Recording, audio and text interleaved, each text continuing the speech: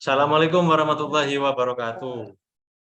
Waalaikumsalam warahmatullahi Perkenalkan, wabarakatuh. kami dari kelompok 4, golongan 2, angkatan 2, CPNS Kabupaten Sidoarjo.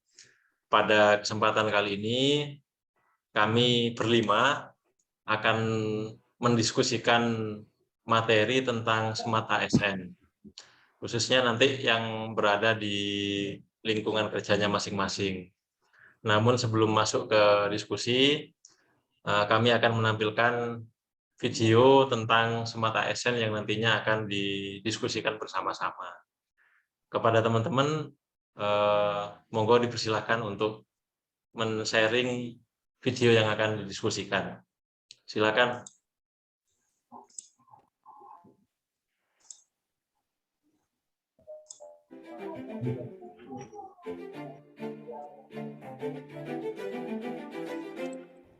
Persaingan global saat ini masuk dalam ranah digital, termasuk pada sistem pemerintahan. Indonesia mau tidak mau juga ikut dalam arus revolusi industri 4.0 tersebut. Setiap aparatur sipil negara atau ASN dipaksa untuk adaptif terhadap teknologi agar kinerja pelayanan lebih cepat, akurat, dan efisien. Digitalisasi birokrasi untuk pelayanan yang optimal adalah hal yang tak bisa disanggah. Menurut data dari Global Talent Competitiveness Index, Indonesia saat ini berada di peringkat ke-77 dari 119 negara dengan nilai 38,04. Untuk memperbaiki indeks tersebut, pemerintah melalui Kementerian Pendayagunaan Aparatur Negara dan Reformasi Birokrasi menerapkan Human Capital Management Strategi menuju Smart ASN 2024. Menurut Menteri Pendayagunaan Aparatur Negara dan Reformasi Birokrasi, Menteri Pan-RB Syafruddin, pemerintah memiliki program yang dinamakan 6P, yang masuk dalam Human Capital Management Strategi Program. Program 6P itu melingkupi perencanaan, perekrutan dan seleksi, pengembangan kapasitas, penilaian kinerja dan penghargaan, promosi, rotasi dan karir, serta peningkatan kesejahteraan. Kami mengingatkan generasi Smart ASN bahasa tentang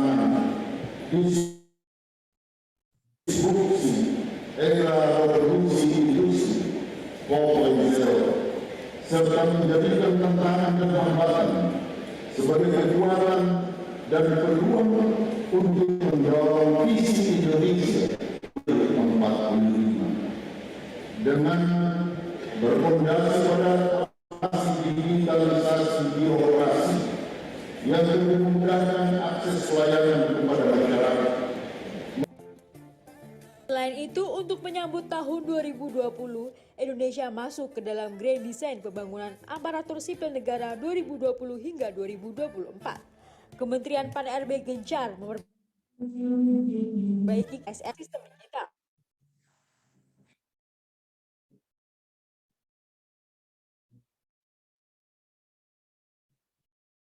Pemerintah bisa mendapatkan dengan sistem ini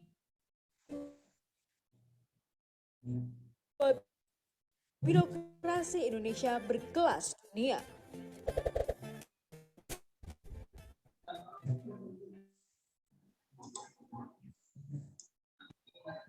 Transformasi digital menjadi suatu hal yang tidak dapat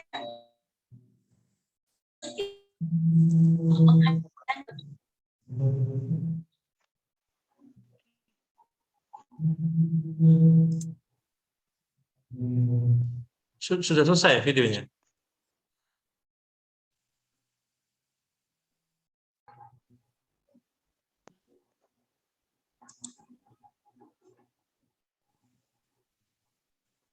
Oke, dilanjutkan dengan menanggapi. Sudah selesai, Pak? kemudahan bagi warga dengan pemanfaatan teknologi. Transformasi tersebut. Saya ini ada video lain, mau nonton atau lanjut diskusi aja? Ini ada urgensi videonya tentang digital. Berapa menit? Videonya berapa menit? Oh, 7 menit. Nah, Enggak kepanjangan lah 7 menit.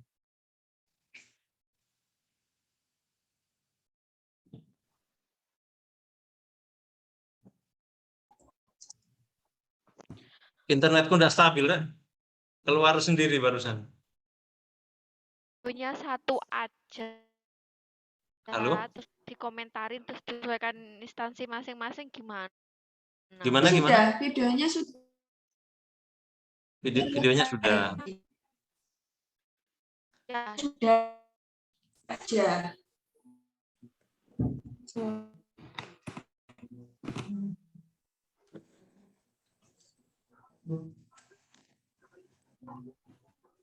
Videonya sudah ya? Langsung dikomentari ya? Halo? Nah,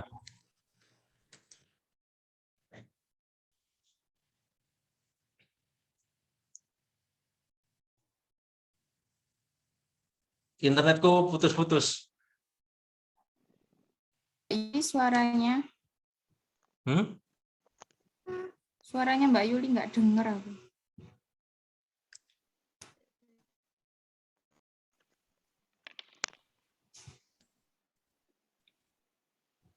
Mbak, maaf ya, Halo? internetku ini enggak kurang stabil. Iya sama ini, internetku putus ya sampai enggak ada yang bergerak ini. Oh, iya. Tapi masih proses, masih merekam terus. Menanggapi video tadi, ini langsung ini ya, langsung ditanggapi atau gimana? Langsung ditanggapi ya?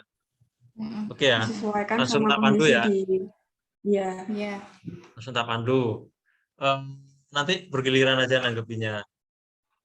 Tapi anu ya, nanti saya tunjuk aja. Saya tunjuk mungkin yang pertama dari Mbak Yuli Ernawati menanggapi video tentang Smart ASN tadi seperti apa, terus dihubungkan dengan kondisinya di instansinya masing-masing. Kalau menurut Mbak Yuli gimana? Halo?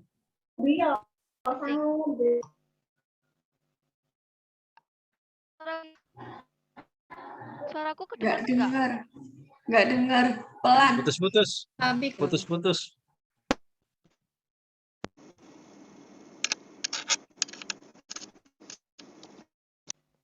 Halo, udah dengar belum? Sudah. Lumayan.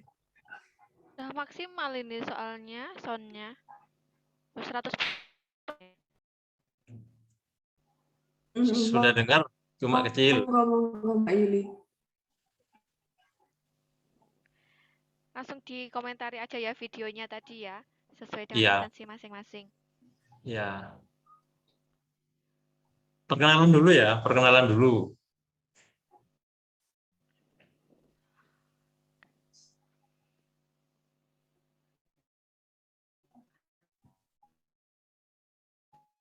Ini diulang tak? Nanti kan bisa di-cut gitu nggak sih? Bisa diedit nanti. Bisa diedit. Oke. Aku dulu ya. Ya. Assalamualaikum warahmatullahi Yuli. Perhelatan CPNS tahun 2022 Pemerintah Kabupaten Sidoarjo dari instansi UPT Puskesmas Gedangan diskusi tentang Smart ASN, tentang video yang ditampilkan tadi. Ini kelihatan nyata di bagian pelayanan terutama. Saat ini di puskesmas mungkin Gedangan, tapi semua puskesmas itu sudah akan digitalisasi ini. Contohnya aja mulai dari nomor antrian. Nomor antrian sekarang untuk peserta JKN-KI sudah bisa menggunakan antrian online melalui aplikasi JKN Mobile. Jadi tidak perlu lama-lama menunggu antrian untuk berobat di puskesmas. Kemudian selain itu juga setelah pelayanan seperti ibu hamil, ibu nifas, atau calon pengantin, setelah mendapatkan pelayanan di Poli, KIA ataupun KB, Juga ada pencatatan online-nya, ada aplikasi Si Cantik yang kita entry dari petugas Polika IAKP. Setelah itu ada sistem penanganan pengaduan juga, di mana penanganan pengaduannya kita pakai supel, suara pelanggan, itu ada barcode yang bisa di-scan melalui Android. Nanti di sana penerima pelayanan bisa memberikan masukan atau survei kepuasan tentang pelayanan yang mereka dapatkan di Polika IA. Jadi memang harus, ini nggak menuntut bukan hanya anak muda yang bisa pengoperasian gawai, tapi semua bidan yang ada di Polika IAKP harus mengetahui cara pengoperasian aplikasi-aplikasi ini. Jadi ASN harus melek digitalisasi. Kalau itu ada teman-teman lain mungkin sharing, ada pengalaman lain di instansinya.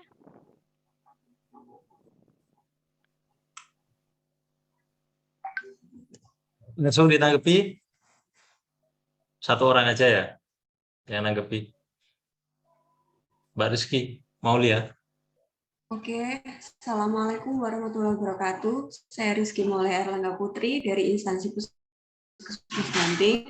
Menanggapi video tersebut juga paparan yang dari Mbak Yuli Ernawati tadi, karena kami kebetulan sama-sama dari puskesmas ya. Di puskesmas sekarang jauh lebih banyak daripada zaman dahulu, mulai dari online, lalu juga pelayanannya itu sudah bisa diakses lewat pelayanan dari Si Cantik ya, itu juga semuanya online, piket BPJS juga online, jadi semuanya tidak mudah saja, tapi baik senior juga harus bisa menggunakan aplikasi-aplikasi tersebut secara online. Mungkin awalnya dulu sulit ya, tapi lama-kelamaan karena perkembangan zaman, kita sebagai ASN juga harus adaptif ya dengan perkembangan zaman. Tentunya kita juga harus mengikuti perkembangan zaman, semua tepat karena juga serba instan, apapun hamil, pelacakan COVID atau pelacakan kegawat daruratan itu bisa di input atau dilacak menggunakan aplikasi secara online. Demikian sih kalau menurut saya sebagai ASN yang harus mengikuti perkembangan zaman menjadi smart ASN juga harus diwajibkan mengikuti perkembangan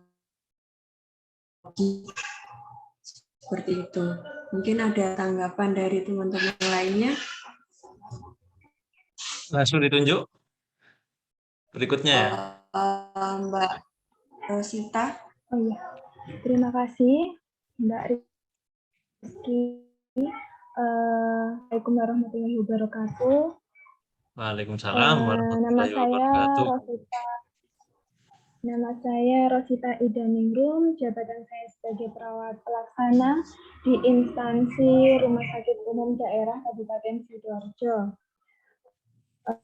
Menurut video yang telah diputar tadi, menurut saya, pandangan saya yang berkaitan dengan yang ada di instansi RSUD Kabupaten Sidoarjo, saat ini semua yang dilakukan, baik di pelayanan maupun di IGD maupun di Poli maupun di Humas atau di UP, semuanya dengan keterkaitan teknologi. Misalnya pasien masuk itu nanti akan di-billing di sistem SIM RS yang ada di aplikasi RSUD. Kemudian pasien yang masuk tidak hanya ditulis medis yang di buku, tetapi juga serba online, namanya aplikasi Remix, rekam medis elektronik di RSUD. Jadi masih banyak misalkan untuk daftar online misalnya ke poli eksekutif maupun poli spesialis, mereka tidak hanya antri tapi bisa mengambil nomor antrian secara online lewat aplikasi Santri RSUD. Jadi semuanya serba digital sekarang. Jadi sebagai pegawai perkembangan zaman sebagai smart ASN, kita juga harus mengikuti perkembangan teknologi yang ada. Jadi menurut saya dengan perkembangan digital yang demikian, sehingga memudahkan kita untuk berkembang lebih maju, dan juga apabila tersedia rekam media menghemat sistem yang ada di rumah sakit, misalnya ada data rekap harian, rekam medis yang bertumpuk itu kan biasanya sangat banyak data-data pasien ya. Jadi dengan adanya rekam medis yang elektronik tadi kan bisa mengurangi sistem, kita juga bisa lebih safety, go green lagi untuk menghemat kertas seperti itu. Demikian yang dapat saya sampaikan. Terima kasih. Mungkin dari Ya, selanjutnya saya ya. Ya, Mbak Yuli. Saya perkenalkan dulu. Nama saya Yulinda Dwi Anjani. Saya dari instansi RSUD Kabupaten Sidoarjo. Di video yang pesan, kebetulan karena saya sama-sama satu instansi dengan Mbak Rosita, RSUD memang alhamdulillah secara keseluruhan untuk elektroniknya dia memang sudah maju. Pertama dia untuk pasien daftar aja sudah pakai aplikasi Santri. Jadi pasien itu tidak usah lama-lama antri di poli seperti zaman dulu. Datang jam 5 gitu itu enggak usah. Dia sudah ada aplikasinya Santri. Kemudian sampai ke poli nanti sudah enggak pakai status yang tebal karena dia sudah masuk ke dalam sistem rekaman elektronik untuk data pasien yang disebut tadi remik. Kalau di poli itu sudah, setahu saya sudah total memang dia pakai remik. Tapi kalau dirawat inap itu masih sebagian yang pakai karena memang masih trial kalau dirawat inap. Jadi nanti di poli masuk anamnesisnya kita sudah lewat komputer gitu. Jadi enggak ada yang dokter nulis-nulis di status itu sudah enggak ada. Anamnesisnya sudah di komputer, entry dapat resep pun sudah enggak ada tulis resep, semuanya masuknya langsung ke billing komputer di farmasi masing-masing. Jadi pasien tinggal menunjukkan habis dari poli mana, nomor berapa, langsung dapat obatnya. Memang kemajuannya sangat pesat untuk elektronik di RSUD, alhamdulillah. Nah, cuman mungkin ada beberapa sih kendala, yaitu bukan dari sistemnya, tapi mungkin dari beberapa tenaganya untuk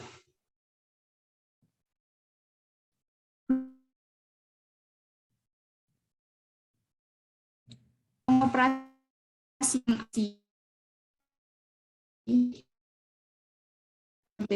sarannya ada pembelajaran khusus untuk yang masih belum. Tapi sampai saat ini alhamdulillah semuanya bisa di cover masih. Itu sih masukan dari saya. Mungkin ada tambahan yang lainnya.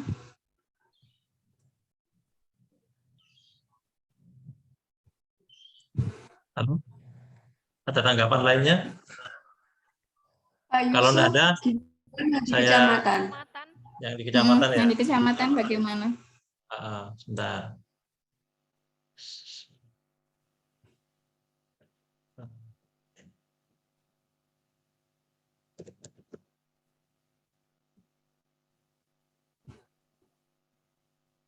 Saya sharing video dulu ya sebelum masukan-masukan. Saya tunjukkan dulu kondisi kecamatan ya 5-6 tahun yang lalu lah. 5-6 tahun yang lalu itu seperti apa. Oke.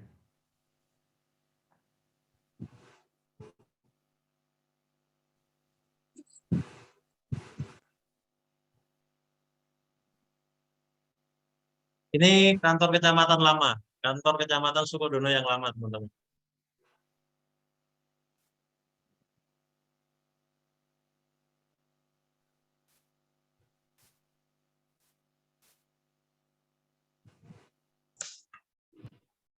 Kantor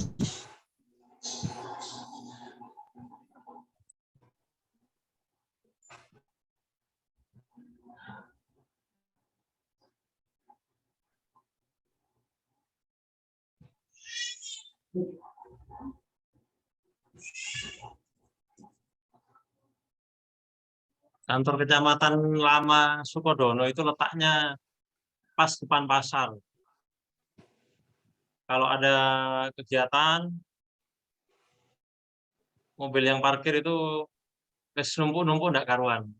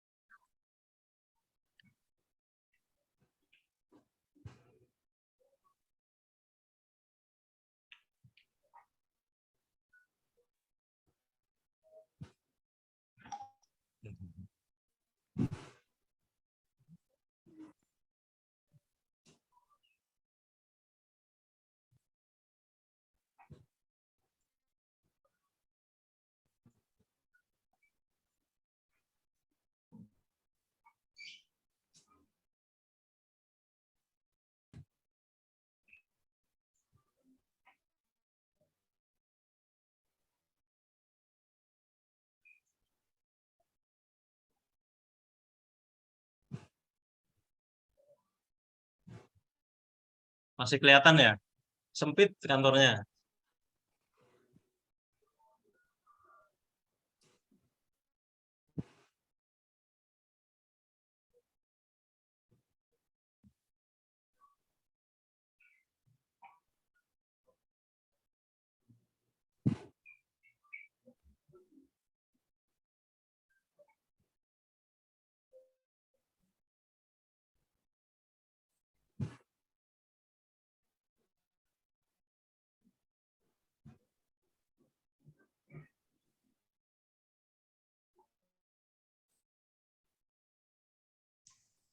Ini video 2 tahun yang lalu. 2 tahun ya, 2018, mohon maaf. 4 tahun yang lalu. Kemudian tahun 2020 kondisinya udah seperti ini.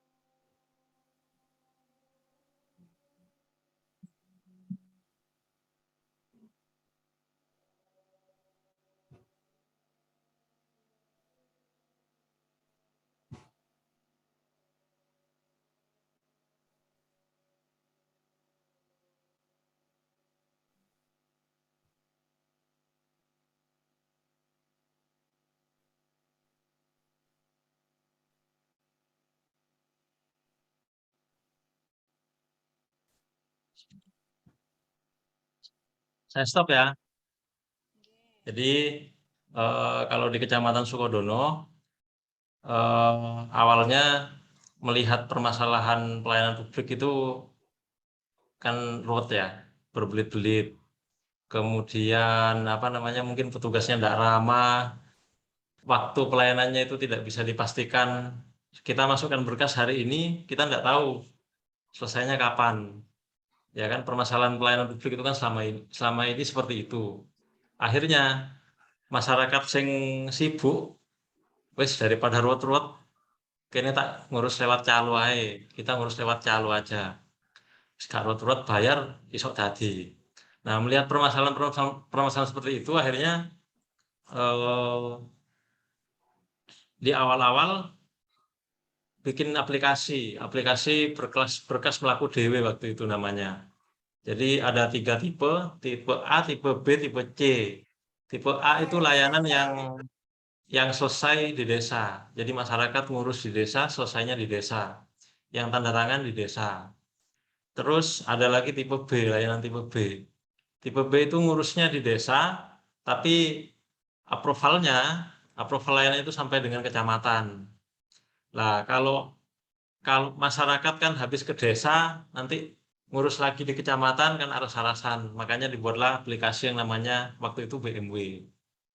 Jadi BMW itu bukan orangnya yang jalan dari desa terus ke kecamatan, terus balik lagi ke desa. Bukan orangnya jalan tapi berkasnya.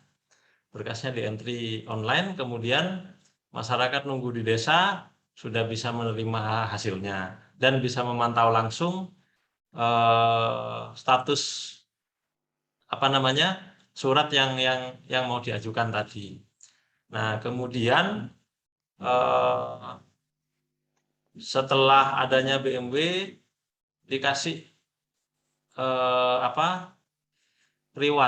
rewardnya berupa salah satunya kantor baru dari yang awal tadi kantornya sempit, akhirnya dikasih reward kantor yang sekarang besar. Kemudian aplikasi BMW tadi direplikasi oleh kabupaten menjadi namanya Sipraja. Nah, kalau BMW dulu kan aplikasinya lingkupnya satu kecamatan aja, Kecamatan Sukodono dan desa-desa sewilayah Kecamatan Sukodono. Nah, setelah direplikasi oleh kabupaten, aplikasinya tadi diterapkan di semua kecamatan.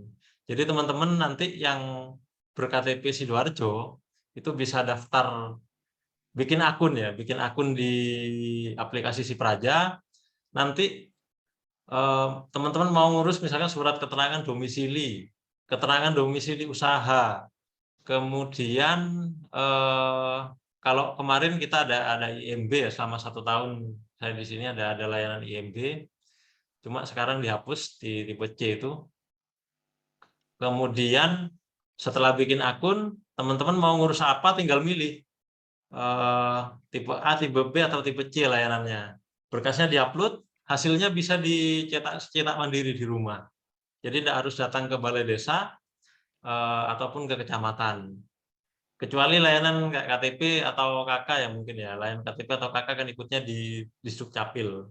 Tapi sudah ada stand layanannya di kecamatan. Fungsinya hanya untuk ini aja, untuk konsultasi jika ada pemohon yang kesulitan. Itu aja mungkin dari saya. Ada tanggapan?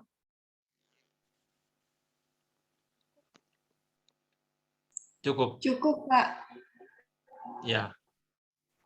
Udah ya, berarti kita sudahi dulu ya diskusinya ya. Coba nanti tak preview dulu hasil video diskusinya. Ya, semangat menjadi agen perubahan umat ASN. Ya. Itu saja mungkin hasil diskusi dari teman-teman kelompok 4 CPNS golongan 2 Angkatan 2 Kabupaten Sidoarjo. Apabila ada salah kata, kami mohon maaf yang sebesar-besarnya. Akhirul kalam, wabillahi taufiq wal hidayah. Wassalamualaikum warahmatullahi wabarakatuh. Waalaikumsalam warahmatullahi wabarakatuh.